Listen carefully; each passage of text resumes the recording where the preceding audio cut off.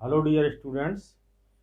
जो हम question discuss कर रहे थे सिंपल सर्किट के, उसमें से एक दो टॉपिक छूट गए थे, तो वो हम थोड़ा सा क्लियर कर देते। कुछ टेंथ लेवल का भी छूट गया था, और कुछ टेम्परेचर और रेजिस्टेंस में जो रिलेशन होता है वो भी छूट गया था। तो वो हम अभी कवर करते हैं, उसके बाद आगे क्वेश्चन डिस्कस करेंगे, प्रॉब्लम डिस्कस करेंगे। ठीक है। तो ये पावर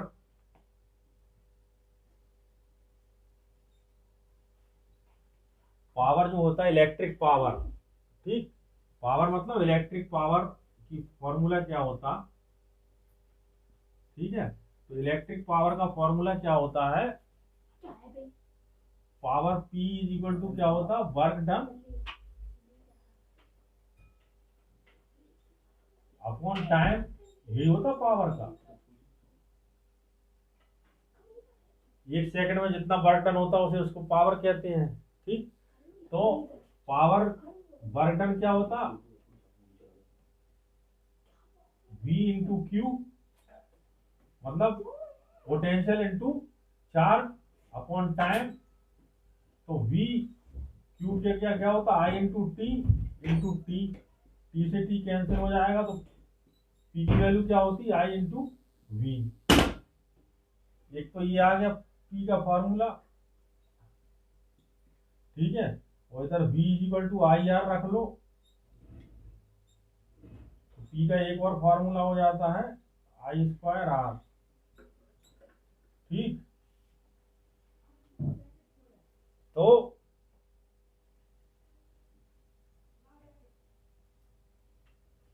एनर्जी कितनी आ जाती है? अगर एनर्जी में क्या होता है? वर्क डन के बराबर हो जाती है एनर्जी। एनर्जी काय के बराबर हो जाती? वर्क डन के बराबर। तो अगर एनर्जी निकालना है तो उसमें टाइम का मल्टीप्लाई करना पड़ेगा। ठीक। तो एनर्जी निकालना है तो इलेक्ट्रिक एनर्जी की वैल्यू निकालना है अपन को जूल में। तो इसमें क्या करना पड़ेगा? वी आई इंटू टी और आई स्क्वायर आर इंटू टी। ठीक। तो अगर एनर्जी को हम किलोवाट आवर, जो यूनिट होती है, जो खर्च होती है जिस फॉर्म में लाइट हमारी, उसको क्या कहते हैं? यूनिट कहते हैं। हम कहते नहीं है कि हमारी इतनी यूनिट लाइट खर्च हुई, इतने यूनिट का बिल आया, या इतने यूनिट 6 रुपये पर यूनिट लगता है। तो वो यूनिट क्या होती है? वो यूनिट कहलाती है, वन यूनिट जो होती है वो कहलाती किलोवाट आवर। ठीक। तो किलोवाट आवर और जूल में क्या अंतर है? ये जो हमारा आया है एनर्जी फॉर्म, ये जूल आई है।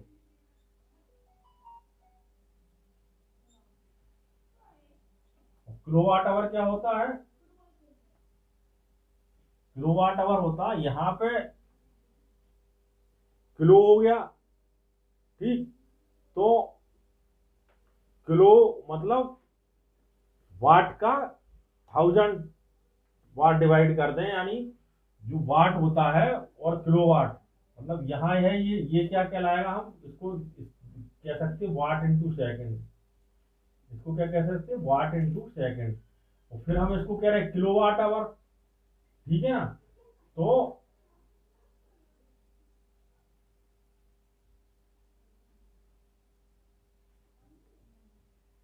इसको इसमें चेंज करने के लिए क्या करना पड़ेगा हमें? इसको अगर सीधा सीधा करेंगे हम, तो वाट इंटू आवर अपॉन 1000। जब इसको 1000 से डिवाइड कर देंगे, ठीक है, तब ये किलोवाट की जगह वाट आएगा। ठीक। मतलब अगर हमें वाट को किलोवाट में चेंज करना है, वाट दिया हुआ है उसको किलोवाट में चेंज करना है, तो वाट कैसी है? छोटी यूनिट है, और किलोवाट बड़ी यूनिट है। ठीक। तो अगर वाट पर दिया है उसे किलोवाट में चेंज करना, तो उसको 1000 से डिवाइड करना पड़ेगा। ठीक। और यहाँ पर क्या है? आवर है। तो अगर इसमें दिया हुआ है ये जूल में, तो यहाँ सेकंड होता है, तो सेकंड को यहाँ 3660 इंटू 60 से डिवाइड भी करना पड़ेगा। इसमें क्या से डिवाइड करना पड़ेगा? 60 इंटू 60 से डिवाइड करना पड़ेगा। तो ये तो फॉर्मूला आ गया, 1 unit is equal to watt into hour upon 1000। ठीक है, अगर ये जूल में है तो जूल से किलोवाट आवर में चेंज करना है, तो उसके लिए हमें क्या करना पड़ेगा, जूल को 1000 से डिवाइड करना पड़ेगा। और ये सेकंड था, सेकंड को काय में चेंज करना है हमको, आवर में। तो यहाँ 3600 गुणा 3600 करना पड़ेगा, 60 इंटू 60 यानी 3600 करना पड़ेगा। तो ये इससे किलोवाट आवर, जूल से किलोवाट आवर में चेंज होगा इस तरह से। ठीक है, तो ये इसको भी 1 यूनिट कहेंगे। तो इस तरह से ये चीज 10th में थी कि किसी भी अगर सर्किट में बल्ब वगैरह लगे हुए हैं, हीटर लगे हुए हैं, तो उसमें इतनी लाइट खर्च हो रही, इतने घंटे चल रहा है वो, तो उससे टोटल यूनिट खर्च कैसे हो रहा है वो निकालने के लिए ये फॉर्मूला यूज होगा हमारा। ठीक है, और पी अगर निकालना है या जूल में करंट निकालना है तो वो इससे निकालेंगे, जूल से अगर एनर्जी निकालना है तो। ठीक, एक चीज और देखने की है कि अगर कोई जैसे बल्ब है, सपोज करो,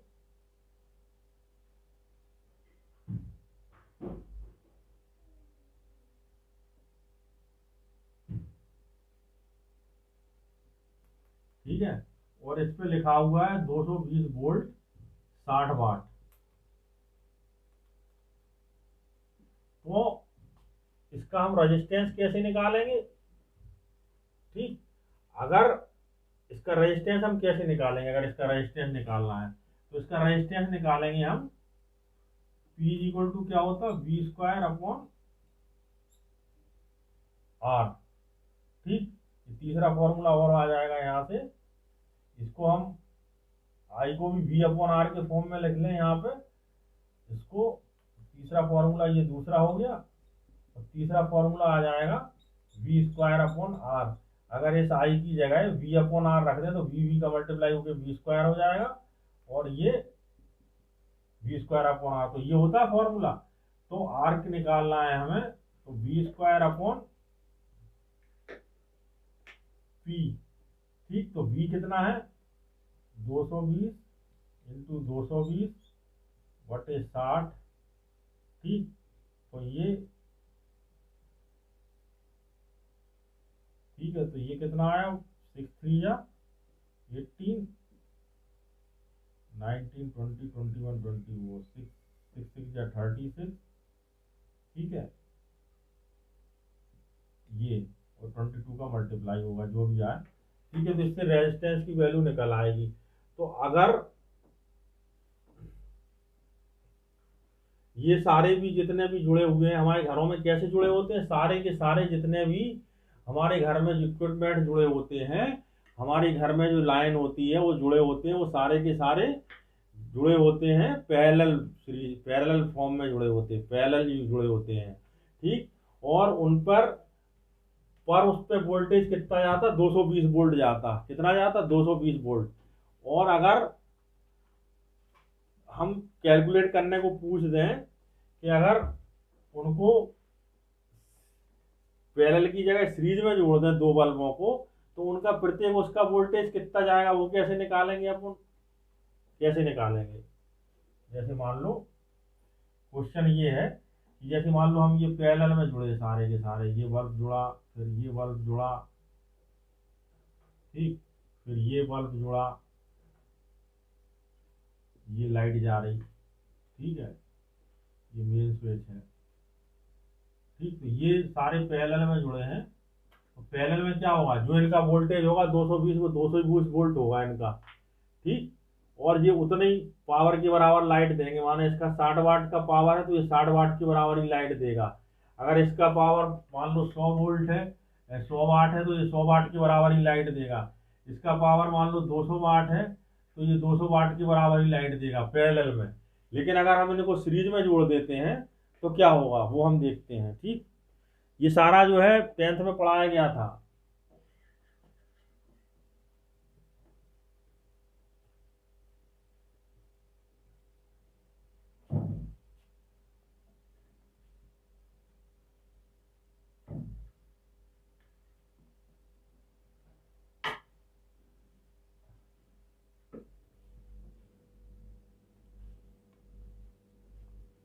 सपोज करो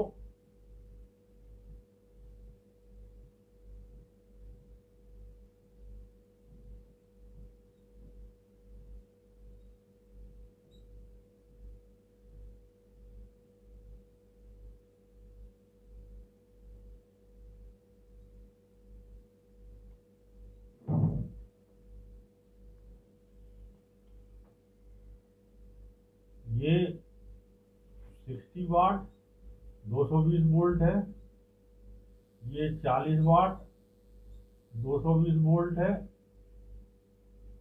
ये 100 वाट 220 वोल्ट है।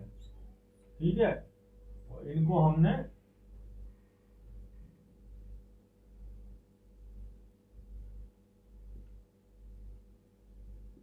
सीरीज में जोड़ दिया इस तरह से। तो अब प्रत्येक की पावर कितनी होगी कैसे निकालोगे? ठीक है, प्रत्येक की पावर कैसे निकलेगी? ये भी 220 वोल्ट में से जुड़ा है। ठीक, अब प्रत्येक की पावर कैसे निकलेगी कि इसकी पावर कितनी होगी? ठीक है, तो पावर निकालने के लिए पहले ये सबका रेजिस्टेंस निकालना पड़ेगा। ठीक, और फिर रेजिस्टेंस से उनका इक्विवेलेंट रेजिस्टेंस निकालना पड़ेगा, और फिर उससे VIR से उसकी करंट निकालना पड़ेगी, और फिर PIV से उसका वो निकलेगा क्या, इसमें इसकी पावर। ठीक है, इधर वास्तव में पावर इनकी कितनी होगी, यानी 60 वाट का बल्ब कितने पावर की तरह काम करेगा यहाँ पे सीरीज में। ठीक है, तो ये कैसे करेंगे अपन? R is equal to 220 into 220 बटे 60। ठीक,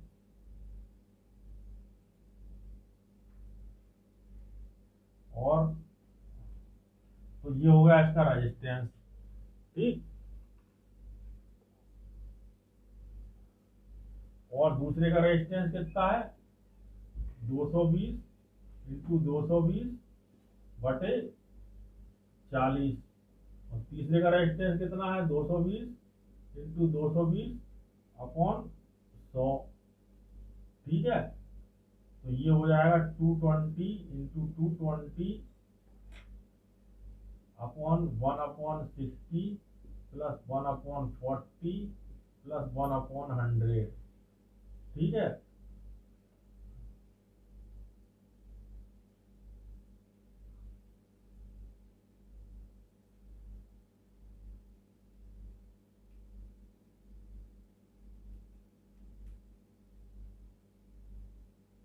तो यहाँ पे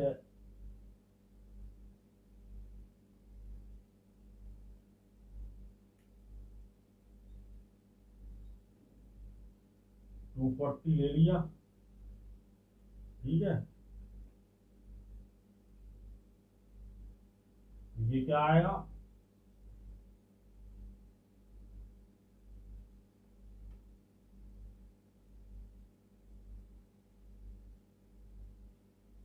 चालीस, 60, 100, 100 नहीं, 24।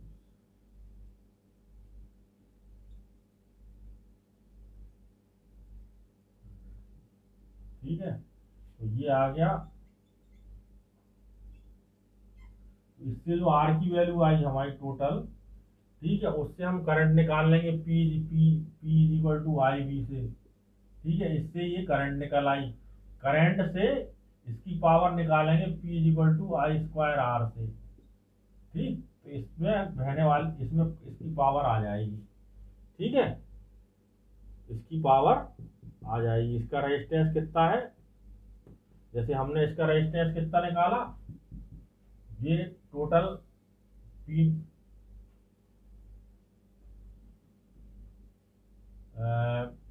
ये हमने टोटल रेजिस्टेंस निकाल लिया।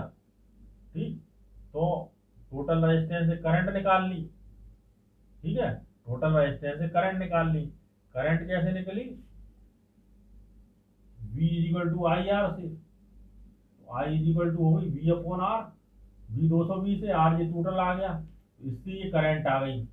सपोज कर रहे हैं हम कैलकुलेट नहीं कर रहे हैं इसको, क्योंकि कैलकुलेट करने में थोड़ा सा वो करना पड़ेगा मल्टीप्लिकेशन। हम केवल समझाने के लिए आप लोगों को बता रहे हैं कि हमने ये इस तरह से टोटल रेजिस्टेंस निकाल लिया, और ये टोटल रेजिस्टेंस जो निकला है उससे हम इसमें फ्लो करने वाली करंट निकाल लेंगे।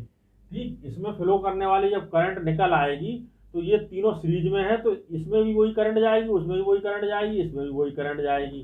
ठीक, तो ये करंट जब निकल आई तो फिर इसका अलग अलग पावर कैसे निकलेगा हमारा, P equal to I square R से निकलेगा, P equal to I square R से। आर सबका अलग अलग पता है, जैसे इसमें निकालेंगे तो इसका आर ये है, इसमें निकालेंगे तो इसका आर ये है, इसमें निकालेंगे तो इसका आर ये है, आई हम यहां से निकाल लेंगे। ठीक, तो इस तरह से ये उसमें उल्टा हो जाएगा।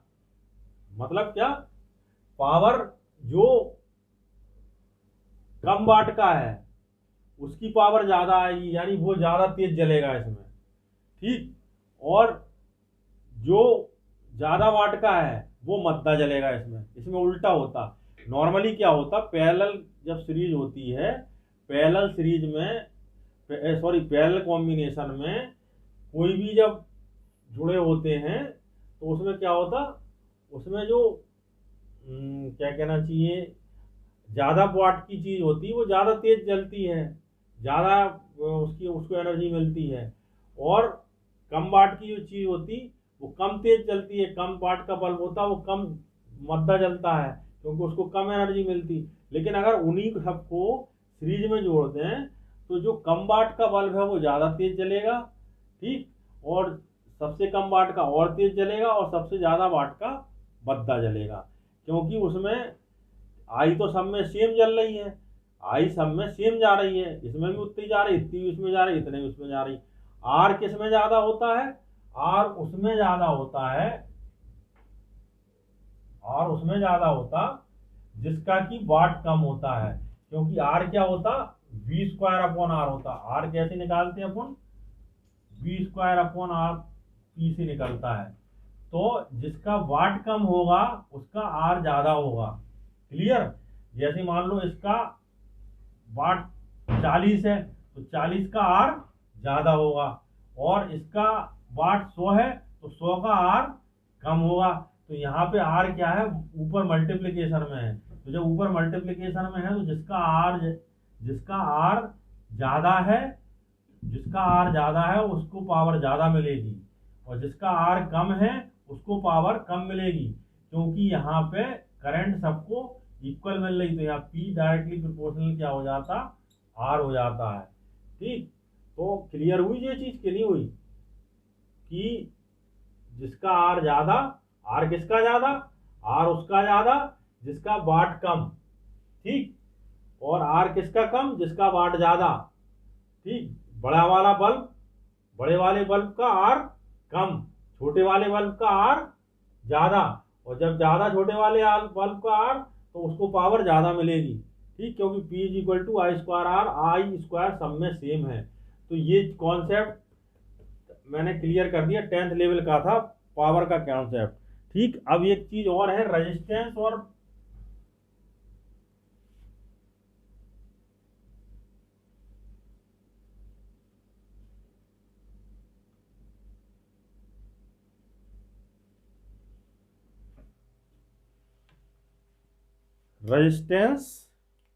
और टेम्परेचर में रिलेशन। ठीक, तो अगर T डिग्री पर टेम्परेचर RT है और 0 डिग्री पर टेम्परेचर R0 है, और अल्फा उसका टेम्परेचर कोफिशिएंट है,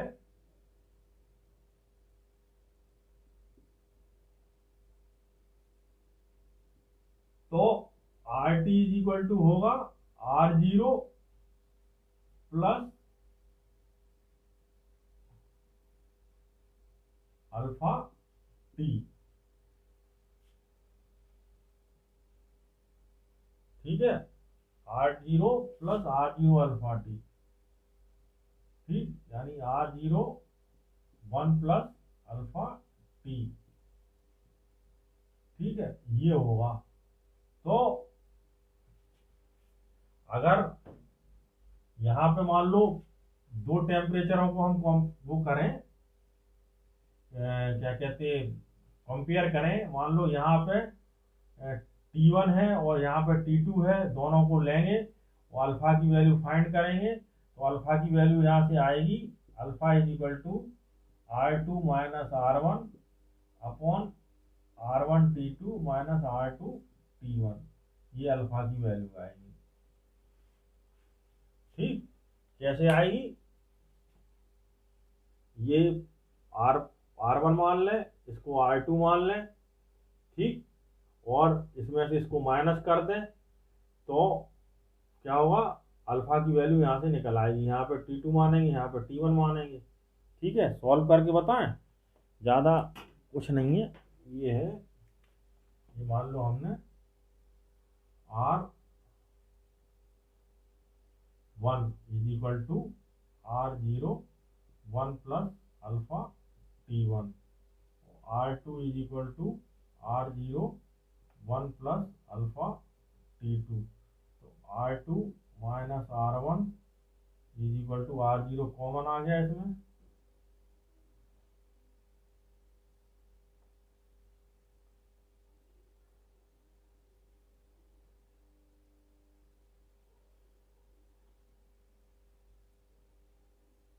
ठीक, 1 प्लस अल्फा T1 माइनस और T2 minus 1 minus alpha T1,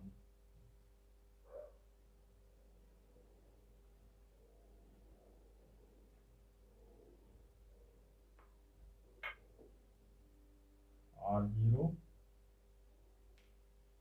alpha T2 minus T1,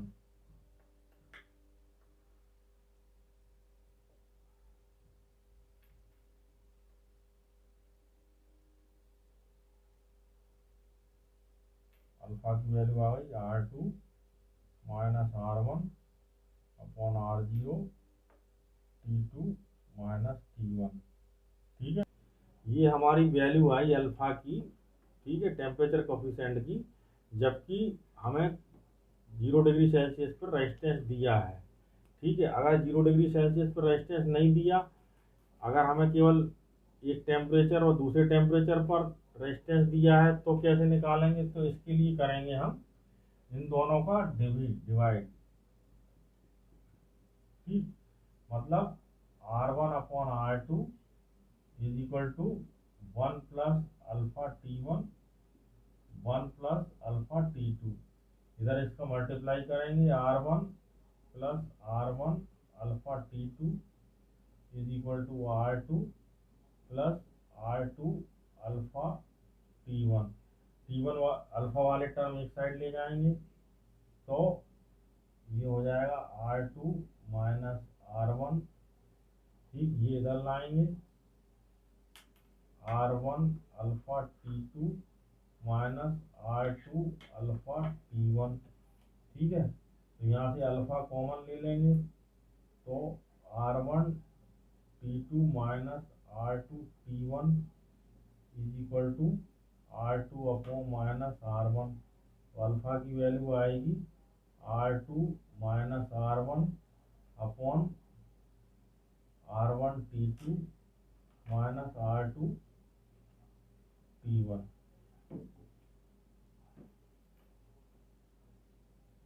ठीक है, ये अल्फा की वैल्यू हो गई। ठीक, और इसी तरह से रो की वैल्यू होती है रेजिस्टिविटी की, rho is equal to rho 1 plus alpha T। ठीक, और तो रेजिस्टेंस के केस में हमने क्या देखा, रेजिस्टेंस के केस में हमने ये देखा मेटल्स के केस में कि जैसे जैसे टेम्परेचर बढ़ाते जाते हैं तो उसकी रेजिस्टेंस बढ़ता जाता है, उसकी रेजिस्टिविटी बढ़ने की वजह से टेम्परेचर बढ़ाने के बाद।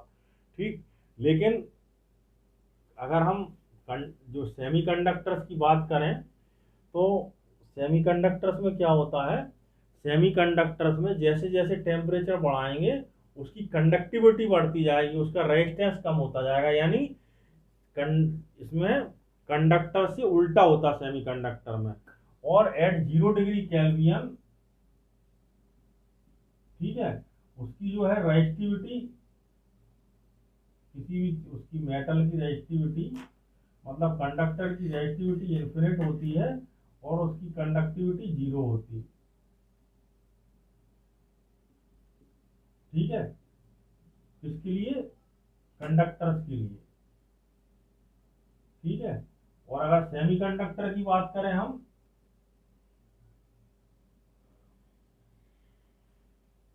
तो सेमीकंडक्टर की क्या होगी? जैसे जैसे टेम्परेचर बढ़ाएंगे उसकी रेजिस्टिविटी कम होती जाएगी, उसकी कंडक्टिविटी बढ़ती जाएगी। और कूल्ड अगर कर देंगे हम, कूल्ड कर देंगे अगर हम सेमीकंडक्टर को, तो उसकी रेजिस्टिविटी उस समय ज्यादा रहेगी, यानी उसमें कंडक्टिविटी उसकी कम रहेगी।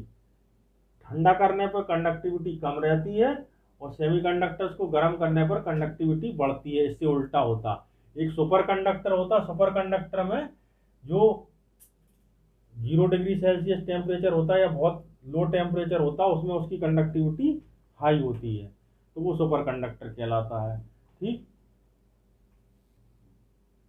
मेटल्स जो हैं लो टेम्परेचर पर, यानी कंडक्टर्स, मेटल्स माने कंडक्टर, लो टेम्परेचर पर सुपर कंडक्टर की तरह बिहेव करने लगते हैं। ठीक, यानी क्या होगा, एक टेम्परेचर ऐसा आता कि उनकी रेजिस्टिविटी वहां पर गिराते गिराते शून्य हो जाती है। जैसे ये रेजिस्टिविटी है, हम एच जी के लिए ले रहे हैं, एच जी एक मेटल है, तो ऐसे ऐसे ऐसे ऐसे जैसे हम टेम्परेचर गिरा रहे हैं, तो एच जी की रेजिस्टिविटी कम होती जा रही है, यानी उसकी कंडक्टिविटी बढ़ती जा रही है। और एक टेम्परेचर ऐसा होता है जैसे 4.2 केल्विन का टेम्परेचर, 4.2 केल्विन का टेम्परेचर पारे के लिए, तो वहां पे इसकी रेजिस्टिविटी एकदम से जाके 0 हो जाएगी, यानी वहां सुपर कंडक्टर बन जाएगा वो, तो वो कहलाता उसका क्रिटिकल टेम्परेचर। ठीक, और एक चीज और, जो सेमीकंडक्टर सुपर कंडक्टर हैं वो लो टेम्परेचर पर डायमैग्नेटिक सब्सटेंस की तरह काम करने लगते हैं, इसको हम कहते हैं मीजनर्स इफेक्ट। मीजनर इफेक्ट क्या है? मीजनर इफेक्ट है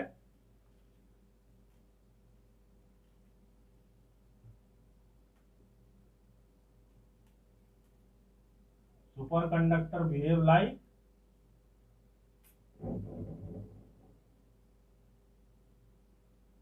diamagnetic substance at low temperature. ठीक, तो ये मीजनर इफेक्ट कहलाता। तो ये हमने टेम्परेचर वाला पार्ट कवर कर दिया, वो 10th लेवल का वो भी कवर कर दिया, क्या कहते हैं, पावर वाला। ठीक है, घर की इलेक्ट्रिसिटी कैसे कैलकुलेट करेंगे, कितनी यूनिट वगैरह जलेंगे, और पावर कैसे कैलकुलेट करेंगे, एनर्जी कैसे कैलकुलेट करेंगे, किलोवाट आवर में एनर्जी कैसे कैलकुलेट करेंगे, ये सब चीज़ें कवर हो गई। ठीक, एक चीज़ और आती है कि रेजिस्टेंस का कलर कोड। ठीक है, तो रेजिस्टेंस का कलर कोड जो है याद करने का एक निमोनिक है। ठीक है, वो आप निमोनिक याद कर लीजिए। ठीक है, तो वो कलर कोड कवर हो जाएगा। हाँ, तो इसमें एक ही पार्ट बचा हुआ है, रेजिस्टेंस का कलर कोड। तो भाई स्टूडेंट्स, आप लोग पढ़ के आते होंगे, ठीक है, आप लोगों ने पढ़ा भी होगा, तो आप में से एक ही जो है स्टूडेंट वो आगे समझाएगा कलर कोड के बारे में। मैंने पूरा चैप्टर कलर कवर कर दिया, केवल एक पार्ट बचा है कलर कोड वाला, वो आप बताएंगे। तो अब हम आगे देखते हैं कलर कोड से रेजिस्टेंस की वैल्यू आप कैसे निकाल सकते हैं। 2020 में भी इस पे क्वेश्चन आ चुका है। सीधी सी बात, एक निमोनिक होता है कलर कोड याद करने का, जो कि आप दिमाग में रख लीजिए। B B Roy of Great Britain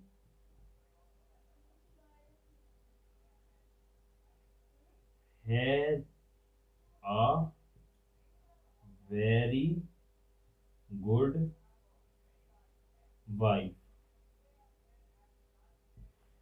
ठीक, अब इसके कलर लिख लेते हैं।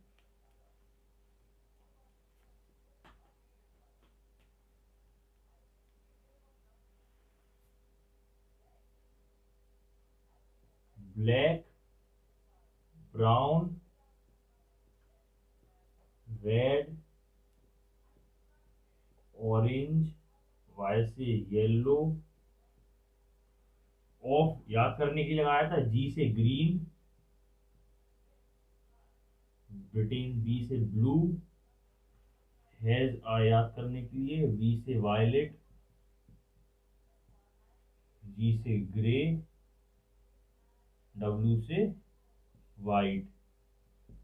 अब इसमें कंफ्यूज कहाँ हो सकते हैं आप, तीन जगह कंफ्यूज हो सकते हैं, बी बी बी तीन जगह आ रहा। तो सबसे ऊपर ब्लैक और ब्राउन आता, बीच में ब्लू आता, ये याद रख लीजिएगा आप, ऊपर ब्लैक ब्राउन फिर बीच में ब्लू। अब इसकी आपको डिजिट लिखनी है, तो डिजिट चालू करते हैं हम जीरो से, 0 1 2 3 4 5 6 7 8 और 9। मल्टीप्लायर भी 10 टू पावर 0 से ही चालू होता, 10 to power 0, 10 to power 1, 10 to power 2, 10 to power 3, 10 to power 4, 10 to power 5, 10 to power 6, 10 to power 7, 10 to power 8 and 10 to power 9। ठीक, अब जो टॉलरेंस लेते हैं वो सिल्वर, गोल्ड, सिल्वर या फिर कोई कलर नहीं है तो उसका टॉलरेंस लेते हैं। टॉलरेंस मींस जो एरर आएगा रेजिस्टेंस की वैल्यू में वो, तो टॉलरेंस यहां पे लिख लेते,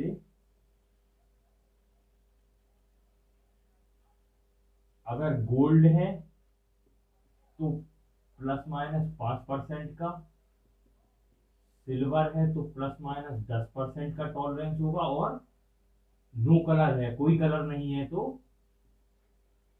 प्लस माइनस 20% का टॉलरेंस लेते हैं। अब आपसे क्वेश्चन कैसे पूछेंगे, ये आपको एक रेजिस्टेंस दे दिया, ठीक, उसमें 4 लाइनें दे दी,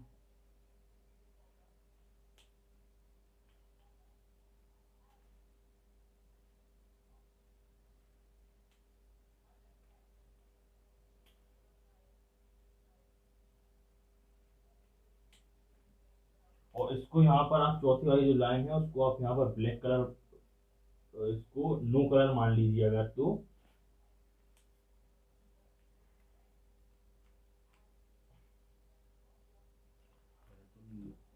इस पे पहले को ए बी सी और डी ले लेते हैं।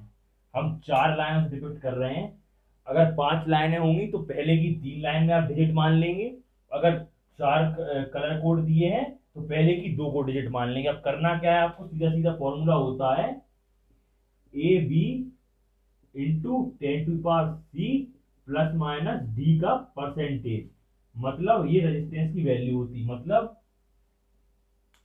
ये जो ए और बी है इसकी जो डिजिट होगी वो सीधी सीधी आप यहां पर लिख देंगे, जो ए की डिजिट होगी वो, बी की डिजिट होगी वो। अब सी का जो कलर कोड है उसका मल्टीप्लायर यहां पर आता है, और डी का जो आखिरी लाइन होती है वो टॉलरेंस बताती। अब इस केस में मान लो हमको यही कलर कोड दिया किसी रेजिस्टेंस पे, उसकी वैल्यू निकालनी, तो कैसे निकालेंगे, रेड की डिजिट क्या होती, 2, ठीक, ब्लैक की डिजिट क्या है, 0। अब ग्रीन का मल्टीप्लायर लिखना हमको, ग्रीन की हम डिजिट नहीं लिखेंगे, तो ग्रीन का मल्टीप्लायर कहां पे है, ग्रीन का मल्टीप्लायर 10 टू पावर 5, ठीक, तो मतलब सीधी सीधी वैल्यू हुआ इसकी 20 इंटू 10 टू पावर 5 ओम। अब इसमें आप टॉलरेंस को बताते क्योंकि रेजिस्टेंस में एरर भी आ सकता, तो उस एरर को डिपेंड करने के लिए आप टॉलरेंस बताते, तो यहाँ पर कोई कलर नहीं है तो कोई कलर के लिए टॉलरेंस कितनी है, प्लस माइनस 20%। अब वैल्यू उसकी रेजिस्टेंस की यही आएगी 20 इंटू 10 टू पावर 5 ओम, ये उसका एरर डिपेक्ट करती। तो ऐसे आप कलर कोड से वैल्यू निकाल सकते, ये चार्ट के हिसाब से। ये B Roy of Great Britain has a very good wife, mnemonic याद रख लीजिए। तो ये वैल्यू हो जाएगी 2 into 10 to power 6 plus minus 20%, मतलब 2 micro ohm, micro mega ohm, mega ohm, और ये उसका एरर। ठीक, तो ये निमोनिक याद रख लीजिए, उसी से आप कलर कोड उसके कलर लिख सकते, कलर के आगे वैल्यू लिख सकते, उसका मल्टीप्लाई लिख के चार्ट बना के 5 मिनट लगेंगे चार्ट बनाने में, ज़्यादा टाइम भी नहीं लगेगा। बस निमोनिक याद होना चाहिए और कंफ्यूजन नहीं रहना चाहिए कि यहाँ पर ब्लैक और ब्राउन आएगा, बीच में ब्लू, क्योंकि बी बी बी 3 है इसमें, उसी में कंफ्यूजन हो सकता बस।